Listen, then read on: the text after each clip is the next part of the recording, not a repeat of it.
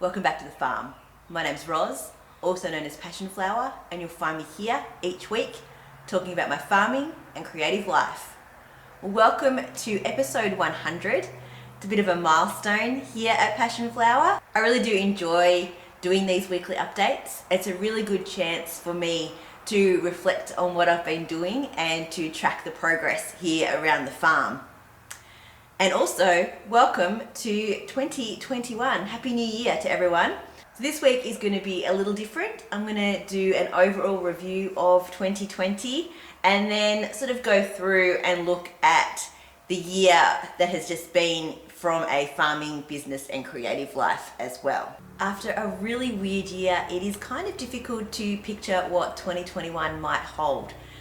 But what I'd like to do is reflect a little bit on the past year and to take some positives and learnings out of it. I know a lot of people are really happy to see the back of 2020, that they think that everything's now going to go back to normal and that it was the worst year ever. And don't get me wrong, it was extremely hard and there were a lot of anxious and sad and scary moments, and for some people it was obviously a lot worse than it was for me. I think I've been very lucky being here on the farm, being in Australia and being in Victoria. Despite the fact that we were locked down for a really long time, in the end I think it kept most of us safe, and we are hopefully now in a better place moving forward because we've learned our lessons. So I don't want to discount or forget what happened in 2020. I think it'll be a year where we take a lot of learning and development and that we can move forward in hopefully a really positive way. As I do at the end of each year, rather than think about New Year's resolutions and starting new habits and all that kind of thing, I like to look back on the year that's just been, look at the positives and the negatives, and sort of decide what I would like to continue doing, what was really good about the year, and continue along that path rather than it being a New Year's Day, new resolutions, new habits, new way of thinking about things. I think that resolutions can potentially set you up to fail, because things do change. I mean, who knew that at the start of the year that there was going to be a global pandemic and that everything would be locked down and that there would be like where we are now. So of course 2020 was a real challenge. We were classified as Melbourne Metro, even though we live on a farm in the Yarra Valley. So we were extremely isolated. We had no neighbours, all of the shops were more than 5k away. We literally were on the farm, which had its benefits. I could go for a long walk without wearing a mask. It was quiet and I could shut off from news and media and just be with nature, which I think from a mental health perspective probably helped quite a lot. But it also meant that even the simple task of going to buy essential supplies from the shop was a real excursion and was actually a really anxious and scary thing to do because we just weren't seeing people. And to go out and to drive away from the home and to have the mask on and be around other people when you're hearing all these stories was just, it was scary. As I said, I think being on the farm was a real positive this year. There were plenty of things to keep us busy and goals that we could achieve without any external influence, and we could kind of live in a little bit of a bubble. And we came up with a really good routine. Obviously everyone was working during the week from home, and then on the weekends we tried to make it really special. We did different kinds of breakfasts, we played games and watched movies and did silly competitions and dancing. I recorded an episode about all of the different things that we tried, and that was a really positive from the year, that even through all of the craziness we were able to find some fun and humour and to find activities, some things different that we probably never would have done before because we were home on the weekends and we weren't out socialising. So first, to a review of the farm in 2020. When I looked back, we did so much this year. We finished the fencing around the biggest paddock, and so now we have extra grazing space for cows. We built new animal enclosures, we cleared all of the ivy off the dairy shed and all the weeds off the old well. These beautiful old parts of the farm are now sitting next to the new, and it's a nice juxtaposition, and it's nice to have that history still here. But the real big achievement of this year was this shed. This time last year, it was just a concrete slab. So within 12 months, we have had the shed built.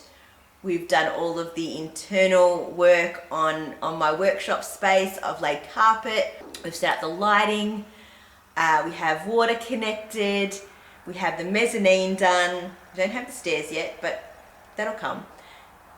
We have 2 massive tanks installed, so now we have plenty of water.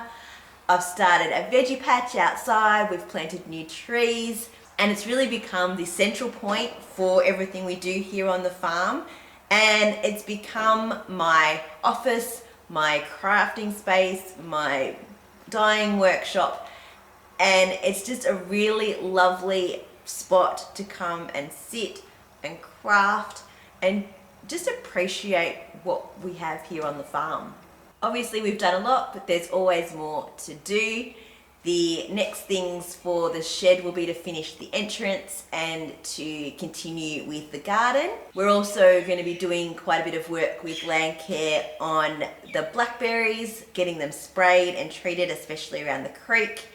And then we can look at doing some fencing in the bush on the other side of the creek. Big projects, may not get done in 2021, but having seen everything that we did in 2020, there is always the possibility that we will. Business-wise, this last 12 months has been really interesting. I already had an online presence, but I worked a lot on my website, and I also developed Learn to Knit kits, which obviously when everyone was at home was quite a popular item, and I'm really happy that hopefully more people have now taken up knitting and enjoy it, and we'll continue it as a craft. For me, the meditation and relaxation that knitting has brought me, not just in the past year, but through my entire life, is something that I am really happy that I'm able to pass on to other people. So that was a really nice thing that I was able to add to my shop this year. I had to think about working from home. I was able to set up my desk and office here in the shed, which meant that I had a separate space that I could come to work, which helped when everyone else was working from home as well. And the dyeing process is now much easier because I'm not in the kitchen. I've spent time planning for the future, lots of lists and brainstorming, and hopefully that time spent will start to pay off as we move forward. And overall, just getting in this shed and having everything set up and being able to have my own workspace for my business has been just really incredible. At the beginning of 2020, I cleaned out my Ravelry queue, I looked at my stash, and I tried to be a bit more intentional about my knitting, doing patterns that I had on my list for quite a while, using up yarn that I already had, and trying to not have too many projects going at once. And overall, I think I was reasonably successful. I knit 3 blankets. Actually, no, I knit 2 blankets and I crocheted 1. I knit many pairs of socks. I don't think I even kept track of how many. Same with dishcloths, and they've become a staple in our kitchen, and I will certainly be knitting a whole lot more of those as well. to keep track of those, I think for 2021, I'm going to just create one project in my Ravelry page and then just list each of them in the notes, because they're the same pattern, basically the same formula every single time. Rather than creating a whole new project, I'm just going to have a 2021 project and add them all in. Hopefully that way I will be able to just quickly pop another one on and not forget to do it, because I would like to keep track of how many of each of those things I'm making. When I look back, I didn't actually do as much craft as I thought I may have done.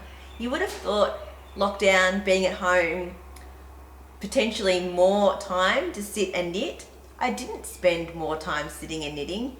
I actually probably spent a lot more time working on the shed, doing farm work, going for walks. So the knitting was more definitely an evening thing and a weekend thing, which is probably the way it should be. And I had socks on the needles all the time pretty much, and that was sort of my go-to if I just needed a little bit of knitting during work time.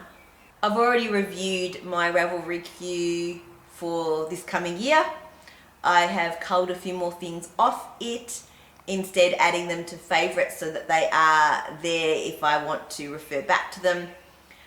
I am trying again to be more intentional with my knitting and making sure that I use patterns that I've already purchased and yarn that I've already purchased, and trying to make sure that I match those up as I go along. I do want to try and clear off the needles as much as possible. There are still a few projects that are sort of sitting in bags that I should go back to and finish. And then anything else that I don't want to continue knitting, I just need to rip out and start again. That has been a really good thing that I did in 2020. I did clear off a lot of old projects. I ripped out a few things, I finished a few things that had been languishing for quite a while, and that made me feel really good. So I need to not do too much and just enjoy the craft. Craft can be a really interesting thing. Your attention can be taken in many different directions. I wouldn't have said at the start of 2020 that I would be crocheting as much as I am now, but it's something that I have started to really enjoy. I might actually have to buy myself some different size crochet hooks. I only have one size at the moment, and I would like to try to broaden my skills. I pretty much can only do like a granny square or a granny square blanket at this point. So to try a few different things there would be quite interesting, and just also continue to grow my knitting and my designing skills as well. I have some ideas for things that I would like to try and design. So I will attempt to knit what I see in my head and see if it comes out on the needles. Well, that's it for another week and our review of 2020. Thank you so much for watching. If you are enjoying these videos, please give me a thumbs up and subscribe to my channel. And I look forward to seeing you next week for a regular update from the farm. Bye.